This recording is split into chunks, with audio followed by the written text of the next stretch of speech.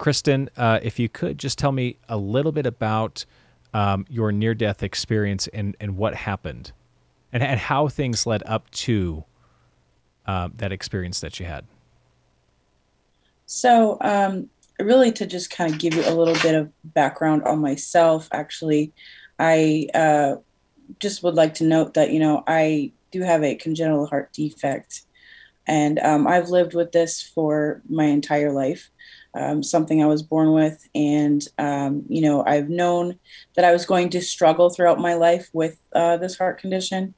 So, it's been a kind of a bumpy road, but leading up to the day that I had my near death experience, I basically, I was kind of in a time in my life where a lot of things were changing and shifting. I was 25 at the time. I was kind of actually in my prime of health.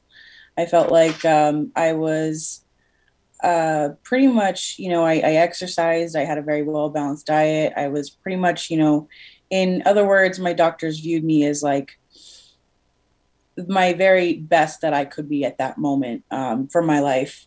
So there was really no problems that I could see or note from my own perspective. But I was leaving a toxic relationship in Florida, and I was moving to Virginia to be with some other family. My my biological father's side of the family lived there, so I wanted to take some time out for myself and actually get to know that side of my family because I had never met them, never spoke to them, and it was a good time while it lasted. But I actually had a lot of personal things really going on with that in itself. And I remember I'd only spent like 2 months there up until October when it happened. It was like 5 days away from Halloween.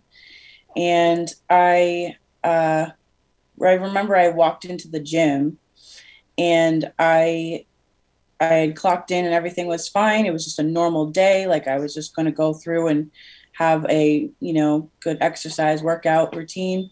And then I'd go home. And little did I know that I was actually going to walk in and pretty much drop dead on spot. And that is the strangest thing for me. Now is Because, exercising something that you did every day? yeah, it's something that I So- did actually every day. I did cardio. I had no problems doing it. Okay. So it was a routine thing for me. It wasn't like I had been out of touch or out of shape. It was so strange. So it was like, this just kind of happened. Um, and what initially happened was I just got up on the treadmill and I was walking at a normal pace, even. I don't know. My feelings that day were kind of odd and up in the air because I had a lot weighing on me. It was mainly the strain of like all these relationships I was maintaining at the time. My work life, everything kind of felt like Groundhog Day, basically. I was like working towards something, but I felt like I was just spinning the wheels. Sure. And in other words, I felt like I was trying to tap into like a spiritual journey for myself, but at the same time, there was nothing coming out of it. And So where I so was so when was when you were on the treadmill, you were just walking. You weren't running or anything. Yep, I wasn't running or anything. I Okay. was literally just walking at a normal pace. Um, I I ended up feeling so overwhelmed and exhausted out of nowhere that I was like, I'm gonna have to stop. So I just remember slowing down on the treadmill and starting to collect my things like my headphones and my phone. And I don't really remember anything after that. I don't remember if I got off the treadmill or if I was still on it. I was pretty much, it was like a cut scene that was like so abrupt. It was just boom, and then black lights out. There was nothing. Um, I basically kind of went from that darkness, but like it was not scary. It was like somehow I was separated from my body, but yet I was okay with that. But you didn't see And yourself separate from your body, right? You no, I just didn't see anything happen. I just kind of felt like I was in a dark room and that somebody had taken me from outside of a box, almost feel kind of okay. way. Um, and I could hear people, like, I think I heard the people in the gym panicking because I remember distinctly remembering like some of the, um, some of the employees calling each other by first name basis. So I remember like a couple of people like yelling, "Hey Jonathan," or "Hey Sarah," or whoever was there working at that gym that day.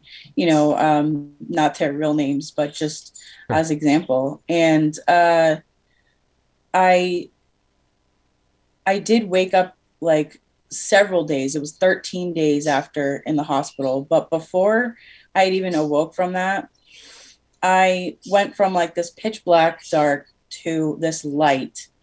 And I was brought into like this two doors that kind of opened up into this huge library. And it was just like wall to wall stacked from like ancient looking books. They looked like they were like they had dust. They looked like they had been there for a long time. Um, there were large pillars that went all the way up to the ceiling. I never really looked all the way up, but I remember the ceiling went very far. And there was around the corner, I'd come into like this kind of entryway. And for some reason, and I'm not sure if this had any specific meaning, but I just remember distinctly seeing this like large T-Rex statue, but it was like creepy accurate. Like I wouldn't know what a real T-Rex's bone structure or, skeletal system would look like, but it looked like a real skeletal system. Really? Um, and the only reason I would think that is because I live out here in Massachusetts, and I've been to Boston Museum of Science a few times. They have a large scaled lifelike T-Rex in there too, but a lot of the scientists that work there say that they are actually composed of different parts like acrylic and things to kind of replace the parts that they couldn't completely salvage. Right. And the one here in the library was like accurate Was it down to the bigger? Was fine. it different, or was it very similar to how they have it? It seemed similar, but yet you could almost tell like it was bone, like it was dusty and yet fragile but very sturdy. And I just thought that was a Did, interesting detail. did But yeah, did you feel like it was like an off limits kind of a thing, or did you feel like it was something that was the funny sacred thing or about it was that it was not roped off. Like I could have literally just walked up and touched it if I wanted to, really? Okay. but I just didn't because somehow instinctively I knew I shouldn't. Hmm. But then I'd come around this corner and there's the rest of this library, and it's just big long tables and podiums that looked like they were pretty much built for like a giant, like somebody huge, 50 feet or 50, Yeah, what yeah, is it, so 50 it's just yards. yeah, something really just Not that really one. massively big that we wouldn't typically Yeah, have. yeah. But the funny thing was that, the books were like normal size books. Huh. So So it's something that I, the books weren't giant sized. Everything else though was made for yep, giant sized something. basically, Okay. yep. But you could reach up And and grab a book then. yeah, you could. And in fact, I did. Well, what I did was, as I got out of this entryway, I kind of came around the corner, and for like a split second, I saw like an older gentleman, like all the way in the back area of the library, sitting and reading. And then, like, kind of like I took another step, and then poof, he was gone. Hmm.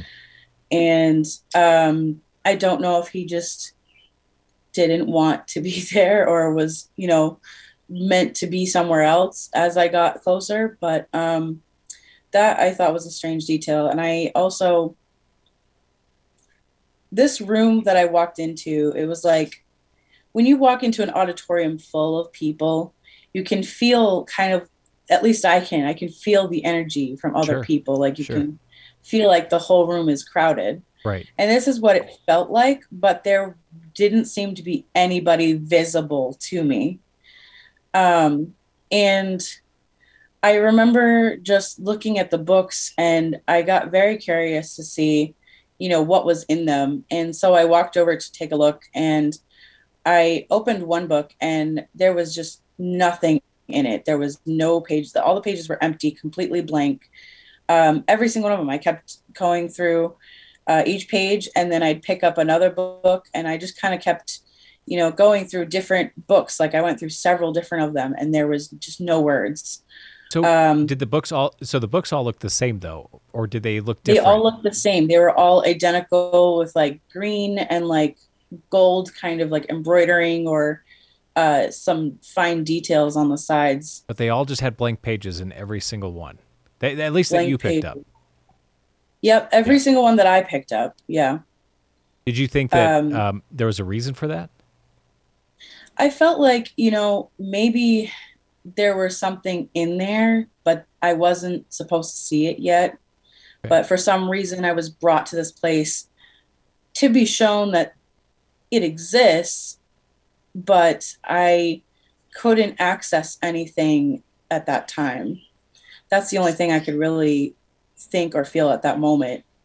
Um, and then, I had turned around, and I had actually realized I was, the funny thing about it is that I don't know if I went here when I was unconscious at the gym or if Mhm. I was like unconscious at the hospital, because I remember everything on myself was pretty much accurate to how I looked at the time. So, my Oh, haircut, from the the gym. style of clothes, everything was pretty much accurate to the day. Okay. Um, and I remember turning around, and I had seen like, I remember feeling like, wow, I really wish I wasn't here alone. Mhm. And then all of a sudden, this girl like appeared right out of the same doorway that I'd come through. Okay. And she was, um, to know I was like on the military side of Virginia. And I don't know if like, a lot of, it was a big military town. So a lot of people were in the same hospital area that I was in. And this girl was dressed in like modern US Navy attire. And I remember her looking at me, but she didn't say anything. And she just started walking past me. And then I had noticed she had started walking towards these like glass doors. And while I couldn't see anything out, it looked like there was like a clear white fog. Okay. She walked right up to them, and the door handles were gold. And she just walked right through it, and she was gone. I didn't really see how or where she went, but before she had even, crossed through the doorway, her clothes had like, I didn't even see the transition. It was so strange.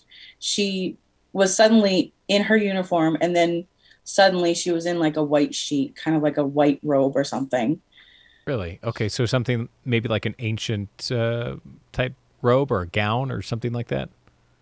I don't know. It was just kind of, it looked like floaty and kind of like free. It wasn't, it looked Not so simple, but yet condensed like our not, clothes, right?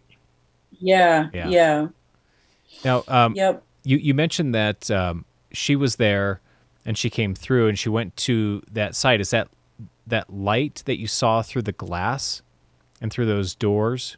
Was that really bright, or was it? It was really bright. It was really bright, but it didn't really like show through into the library. It kind of just stopped right at the doorway, and then, she kind of just melted into the fog. Really? Okay, so you didn't see her. She's just kind of like, it's just like somebody going outside into a fog, right? They just kind of Yep. keep Basically. walking and disappear. Okay. Yep.